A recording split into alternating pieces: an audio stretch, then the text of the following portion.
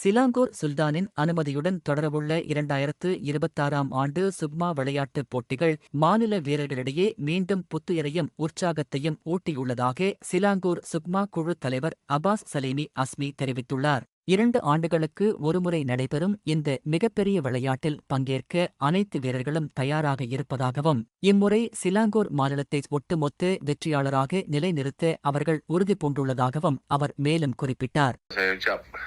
Terima kasih di atas keprihatinan Kebawah Tuanku Sultan kerana dengan isu Sukma ni, saya mengharapkan Sukma kali ini dapat dijayakan dengan berhemah dan juga memenuhi aspirasi Kebawah Tuanku Sultan Selangor. Walau bagaimanapun, antara saranan saya kepada Kerajaan Negeri Selangor dalam kita nak berhemah ini, beberapa perkara perlu dipertimbangkan. Antaranya saya mencadangkan supaya opening ceremony ataupun upacara pembukaan Sukma itu dibuat dengan secara sederhana.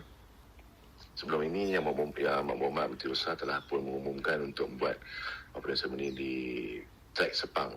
Saya mencadangkan agar ia diubah ke Stadium Majlis Balai Petaling Jaya untuk kita berhemah sedikit dan tidak ada acara bunga api, pertunjukan bunga api ditiadakan. Kemudian persembahan drone yang mahal-mahal pun tidak diperlukan.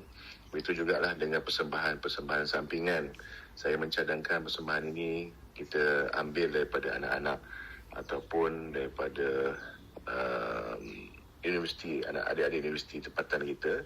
Kita ada banyak universiti yang ada dan juga sekolah-sekolah pun ramai yang ada kelas-kelas kebudayaan.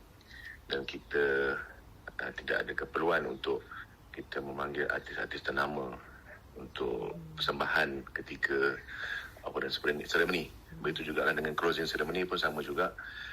Kita buat dengan kadar yang lebih sederhana lah. Itu yang pertama. Yang keduanya, saya mencadangkan agar dipertimbangkan demi untuk kita mengurangkan kos kereta-kereta rasmi kontijen. Kita gunakan kereta-kereta yang EV, tidak menggunakan petrol.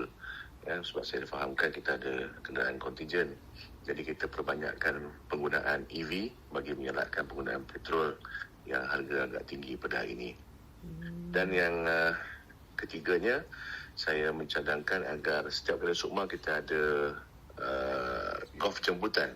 Saya mencadangkan agar golf jemputan ini tidak diadakan kerana ia juga menggunakan kos yang besar. Jadi saya mencadangkan agar golf jemputan ini dibatalkan dan mungkin boleh diisi dengan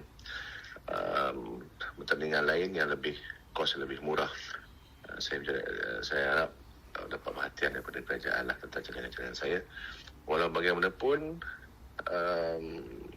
kita boleh tumpukan sepenuhnya pada sukan-sukan yang telah pun kita tetapkan.